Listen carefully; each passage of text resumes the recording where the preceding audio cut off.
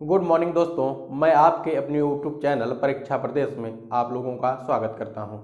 आप लोगों से निवेदन है, यदि आप लोगों ने अभी तक चैनल को सब्सक्राइब नहीं किया है तो चैनल को सब्सक्राइब कर लें और बेल आइकन को प्रेस कर दें, जिससे कि सर्वप्रथम जो भी नोटिफिकेशन जाए वो आप लोगों के पास पहुँचे और आप लोग उसका लाभ उठा सकें।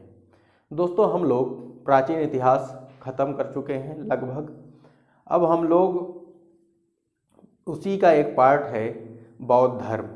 बौद्ध धर्म के विषय में अलग से जानते हैं और कुछ सीखते हैं। दोस्तों, आइए देखते हैं दोस्तों बौद्ध धर्म क्या है और यह कैसे इसकी उत्पत्ति हुई बौद्ध धर्म की, और इसके उपासक कौन थे और कैसे यह अस्तित्व में आया। तो दोस्तों, बौद्ध धर्म आज हम लोग देखेंगे। आइए देखते हैं। यह भारतीय उपमहाद्वीप से प्रारंभ होने वाले विश्व के प्रमुख धर्मों में से एक धर्म है। यह भी इसकी उत्पत्ति भी भारतीय उपमहाद्वीप से ही हुई थी दोस्तों, बौद्ध धर्म की उत्पत्ति। आगे देखते हैं दोस्तों बौद्ध धर्म के विषय में। बौद्ध धर्म की उत्पत्ति सिद्धार्थ की कहानी से जुड़ी है, जिन्हें बुद्ध के नाम से जाना गया। सिद्धार्थ ही बाद में बुद्ध बन करके उभरे। दोस्तों, आइए प्यारे दोस्तों, हम लोग नेक्स्ट देख लेते हैं। यह विश्व का चौथा बड़ा धर्म है दोस्तों। बहुत ही बेहतरीन फैक्ट है दोस्तों। यह विश्व का चौथा बड़ा धर्म है। ईसाई सबसे बड़ा धर्म है विश्व में, उसके बाद इस्लाम है दोस्तों, तीसरे नंबर पर हिंदू धर्म है और उसके बाद बौद्ध धर्म ही सबसे बड़ा धर्म, अर्थात विश्व का चौथा बड़ा धर्म बौद्ध धर्म है। एवं एशिया का तीसरा बड़ा धर्म है दोस्तों। यह बौद्ध धर्म जो है दोस्तों पूरे विश्व का चौथा बड़ा धर्म है, जबकि एशिया का तीसरा बड़ा धर्म है। भारत में लगभग 10% लोग बौद्ध धर्म को मानते हैं या बौद्ध धर्म अपनाते हैं। आगे देखते हैं दोस्तों, बुद्ध कौन थे। बुद्ध आखिर कौन थे जो जा करके बौद्ध धर्म का निर्माण करते हैं। देखते हैं दोस्तों, इनका जन्म, जो बुद्ध थे इनका जन्म 563 ईसा पूर्व में वैशाख पूर्णिमा के दिन, यह बहुत ही शुभ दिन था दोस्तों। वैशाख पूर्णिमा दोस्तों बहुत ही शुभ दिन माना जाता है। यह नेपाल के लुम्बिनी में इनका जन्म हुआ था दोस्तों 563 ईसा पूर्व में। याद करने वाली बात है दोस्तों, एकदम रट जाने वाली बात है। 563 ईसा पूर्व में वैशाख पूर्णिमा के दिन नेपाल के लुम्बिनी में इनका जन्म हुआ था। इनके बचपन का नाम, अर्थात इनका नाम सिद्धार्थ गौतम था। इनकी माता का नाम देख लेते हैं दोस्तों। आइए दोस्तों, प्यारे दोस्तों, देखते हैं। इनकी माता का नाम रानी माया अर्थात माया था। इनकी माता का नाम माया, और इनका पालन पोषण इनकी मौसी प्रजापति गौतमी ने की थी। इसलिए प्रजापति गौतमी ने इनका पालन पोषण किया था, क्योंकि जन्म के कुछ ही दिनों बाद सिद्धार्थ की माता का देहांत हो गया था। इसलिए इनका पालन पोषण उनकी मौसी प्रजापति गौतमी ने किया था। इनके पिता जो हैं दोस्तों, यह राजा शुद्धोधन हैं। इनकी जात क्षत्रिय थी। ये जो है शाक्य गणराज्य के राजा थे। इनके पिता जो शुद्धोधन थे दोस्तों, ये शाक्य गणराज्य के राजा थे। नेक्स्ट देख लेते हैं दोस्तों। इनकी पत्नी का नाम राजकुमारी यशोधरा था और इनको एक पुत्र हुआ था जिनका नाम राहुल था। इनके घोड़े का नाम कंथक था दोस्तों, और इनके सारथी का नाम चिन्ना था। जिस वृक्ष के नीचे इन्हें ज्ञान की प्राप्ति हुई थी, उस वृक्ष का नाम पीपल है।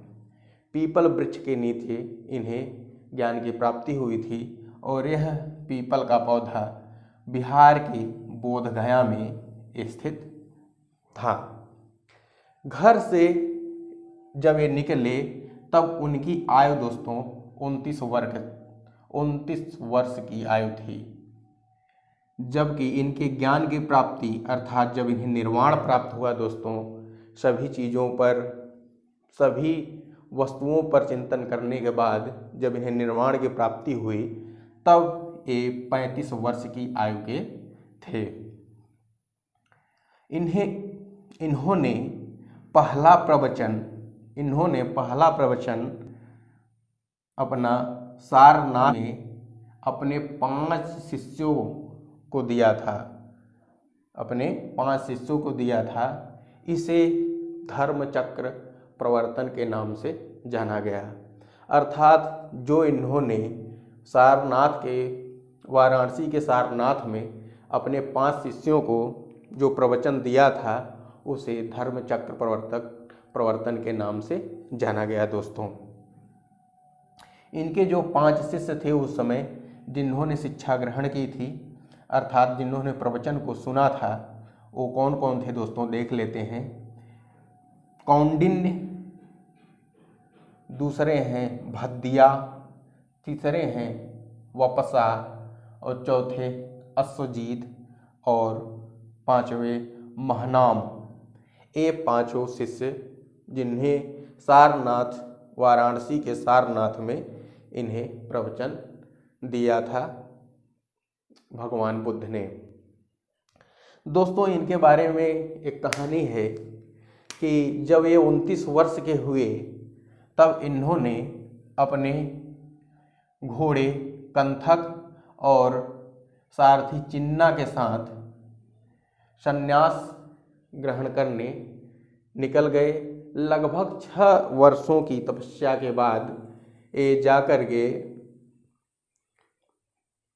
बिहार के बोधगया में पीपल के वृक्ष के नीचे बैठ जाते हैं। उसके बाद ये सभी वस्तुओं पर चिंतन करते हैं, जिसके उपरांत इन्हें प्रसन्नता की अनुभूति होती है और वे मोह माया से मुक्त हो जाते हैं, अर्थात मोक्ष को प्राप्त कर लेते हैं, जिसे इन्हें मोक्ष को यहाँ निर्वाण कहा गया है दोस्तों। अर्थात हर एक चीज़ से परे, सभी चीज़ों से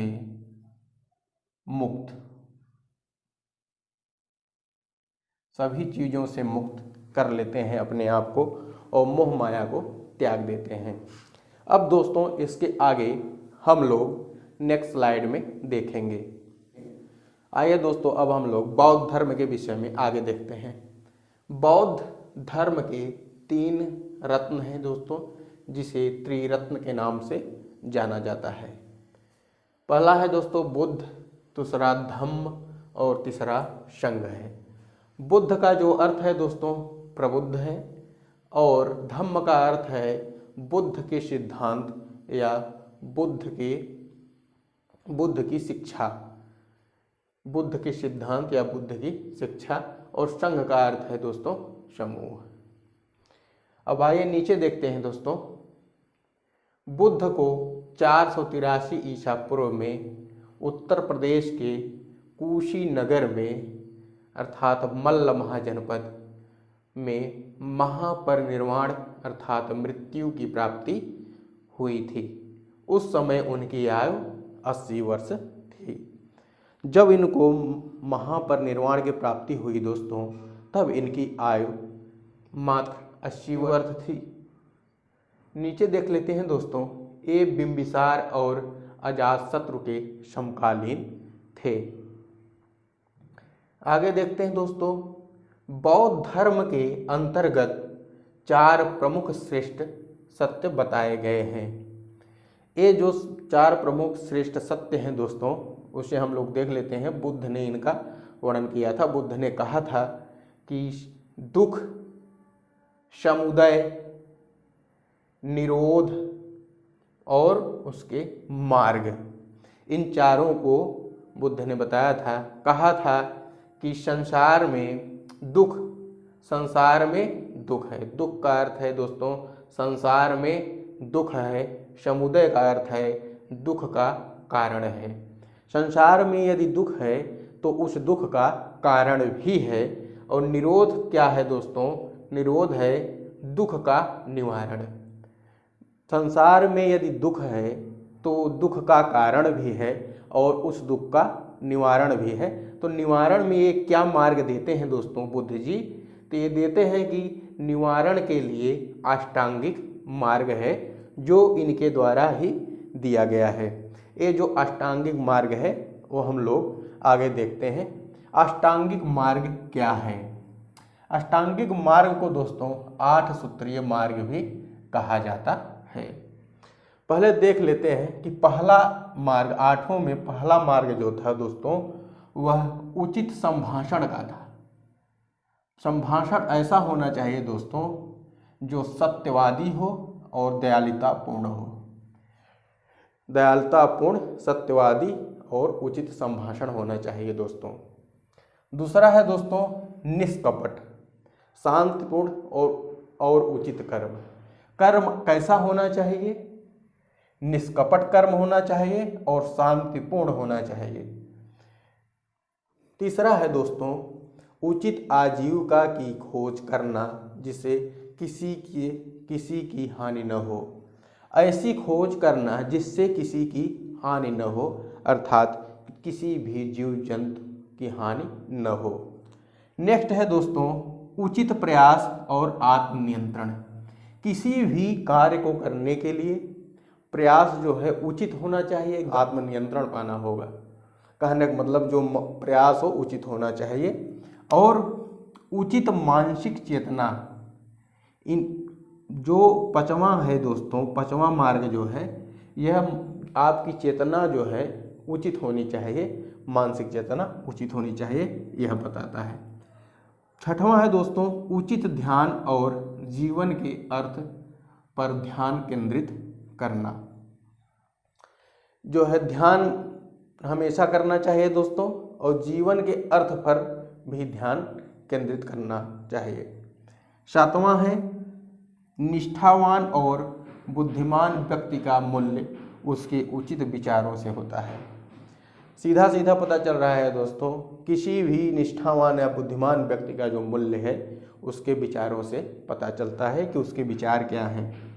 नेक्स्ट है दोस्तों अंधविश्वास से बचना चाहिए और सही समझ विकसित करनी चाहिए। 8वां हो गया दोस्तों कि अंधविश्वास से बचना चाहिए और सही समझ विकसित करनी चाहिए। अब हम लोग अष्टांगिक मार्ग देख लिए हैं दोस्तों, अब हम लोग इसके आगे देखेंगे। आइए दोस्तों अब हम लोग बौद्ध धर्म के विषय में आगे जान लेते हैं। बुद्ध के अनुसार मध्यम मार्ग श्रेष्ठ 8 सूत्रीय मार्ग की व्याख्या करता है जो मोक्ष की ओर ले जाता है। बुद्ध ने मध्यम मार्ग को अपनाने के लिए सभी से कहा था। बुद्ध ने अपने अनुयायियों से कहा था कि आप मध्यम मार्ग अपनाइए और मध्यम मार्ग अपनाने के लिए जो श्रेष्ठ 8 सूत्रीय मार्ग हैं उनकी व्याख्या इन्होंने की थी जो मोक्ष की ओर ले जाता है दोस्तों। नेक्स्ट है दोस्तों बुद्ध धर्म वेदों की प्रामाणिकता को अस्वीकार करता है। बुद्ध धर्म जो है दोस्तों वेदों को नहीं मानता है और यह जैन धर्म के विपरीत आत्मा के अस्तित्व को भी नकारता है और बुद्ध धर्म आत्मा को भी नकारता है, अर्थात आत्मा में भी विश्वास नहीं रखता है।